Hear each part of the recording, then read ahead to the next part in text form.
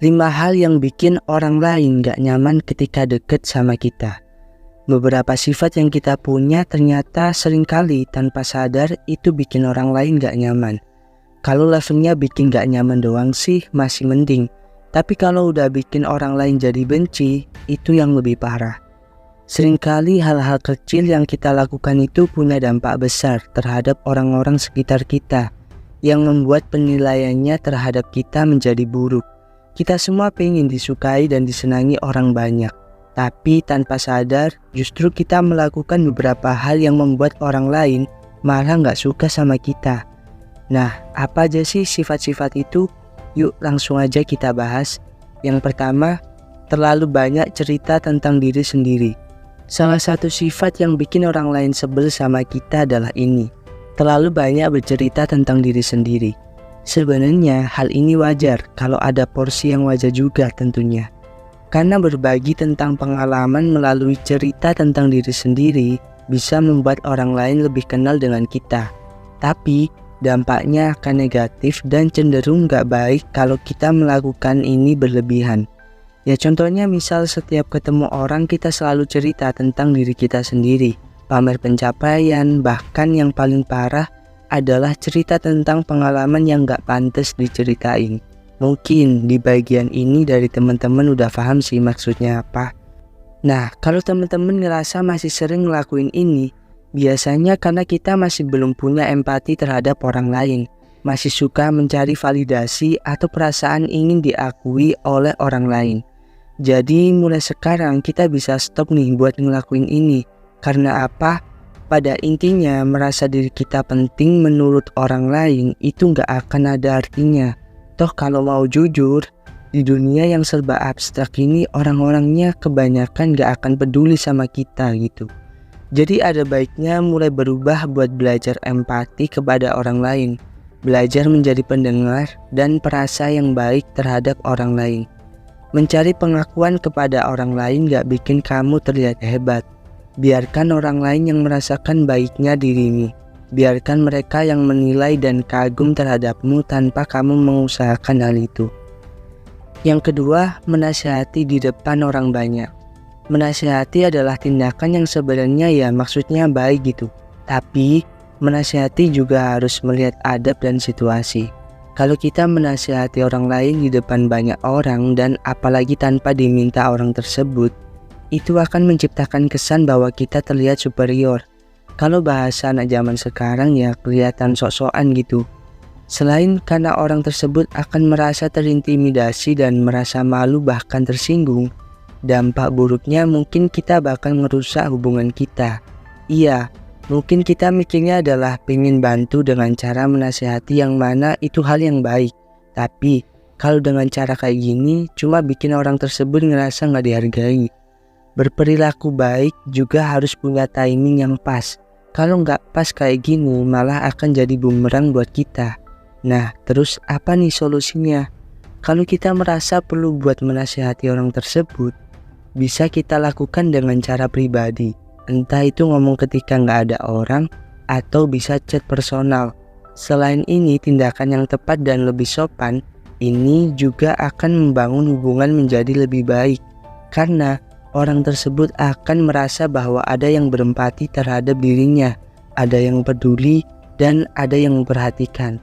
Jadi kalau kita masih sering tanpa sadar ngelakuin ini, bisa diubah mulai sekarang supaya hubungan pertemanan bisa berjalan dengan lebih baik. Yang ketiga, membahas suatu rencana di depan orang yang gak diajak. Ngomongin tentang hal ini tanpa sadar ternyata kita sering banget ngelakuin. Sifat ini mungkin kelihatan sepele gitu, tapi ternyata dampaknya untuk orang yang rasa gak diajak ini juga cukup besar. Mereka akan ngerasa gak dihargai. Coba deh kita bayangin kalau kita ada di posisi mereka. Ketika ngeliat teman-teman kita lagi cerita, punya rencana di suatu acara, terus kita gak diajak. Tapi di tempat itu rasanya lama banget mereka ngomongin hal itu dan kita gak dilibatkan. Ya kan emang gak diajak kan ya, jadi gimana gitu. Pasti gak diajak ngomong, cuma bisa diem dan ngeliat doang. Nah apa sih rasanya? Pasti gak enak kan?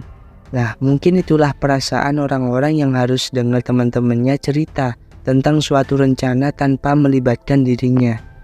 Jadi kalau teman-teman menemukan kondisi ini, hal paling mudah yang bisa kita lakukan adalah ya berhenti buat cerita tentang suatu rencana terlebih di depan orang yang gak diajak. Ya gak penting aja gitu, beri waktu sendiri ketika orang tersebut udah gak ada sebelum akhirnya cerita tentang hal itu. Yang keempat, merendahkan orang lain. Perilaku ini biasanya kita lakukan karena kita merasa ingin terlihat menonjol. Kita ambil contoh di tongkrongan misal, demi sebuah lelucon buat menghibur teman-teman, kita ngorbanin teman yang lain buat jadi bahan lelucon. Kenapa aku ambil contoh ini? Karena itu yang paling sering terjadi. Poinnya apa? Kita boleh melakukan itu, selama itu bukanlah suatu hal yang akan menyinggung teman kita. Tapi yang perlu kita pahami adalah kita nggak akan pernah tahu nih perasaan manusia itu sebenarnya kayak apa. Mungkin kita mikirnya udah seakrab itu sama teman kita yang jadi bahan lelucon ini. Jadi ngerasa kalau ya nggak apa-apa buat ngelempar jokes yang sifatnya merendahkan mereka. Karena buat lelucon di tongkrongan gitu. Tapi kita nggak tahu sebenarnya dia ngerasain apa. Bisa jadi iya dia ikut ketawa-ketawa seakan menikmati jokes bikinanmu. Tapi sebenarnya dalam hati mereka nggak suka. Dampaknya selain kita nanti juga akan dibalas hal yang sama, kita akan kehilangan hubungan baik dengan orang tersebut. Solusinya apa sih yang bisa kita lakuin? Ya solusinya salah satunya adalah ya udah gitu, main aman aja. Gak usah bela-belain terlihat menonjol dengan ngelempar jokes buat ngerendahin orang lain. Masih banyak bahan yang lebih baik daripada merendahkan orang lain. Yang kelima, pas lagi bertiga, cuma ngobrol 2 orang. Siapa nih yang masih suka ngelakuin ini? Mungkin di situasi ini biasanya karena kita lagi ngajak orang yang sama-sama gak kenal. Misal nih kita nongkrong bertiga. Nah 2 orang ini teman-teman kita yang sebenarnya gak saling kenal gitu. Nah di dalam situasi itu kita lebih sering ngobrol 2 arah sama salah satu teman kita. Nah yang satunya lagi cuma bisa diem tuh. Gara-gara ya dia gak ngerti apa yang lagi kalian obrolin. Karena dia ya orang baru gitu. Nah tanpa sadar membiarkan ini terjadi itu adalah kesalahan. Kenapa? Karena orang tersebut pasti ngerasa gak dihargai karena kita ngobrol sendiri. Kan dia juga manusia gitu. Hal yang bisa kita lakuin kalau ada di situasi ini adalah dengan cara mencoba menciptakan sebuah obrolan yang sekiranya bisa relate dengan mereka berdua. Kita harus cepat punya inisiatif. Ya mungkin contoh bisa ngomongin tentang bola, tentang musik. Intinya yang bisa saling relate gitu. Jadi nggak akan canggung. Dan kita semua bisa saling ngobrol dan tukar cerita. Nah itu tadi adalah 5 perilaku yang bikin orang lain tuh kadang suka nggak nyaman sama kita. Dari 5 tersebut mungkin teman-teman bisa nambahin di kolom komentar.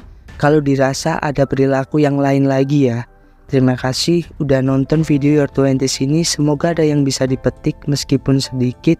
Seenggaknya pelan-pelan bisa jadi lebih baik. Jangan lupa like dan subscribe kalau kalian suka konten ini. Dan jangan lupa share biar lebih banyak orang yang tahu.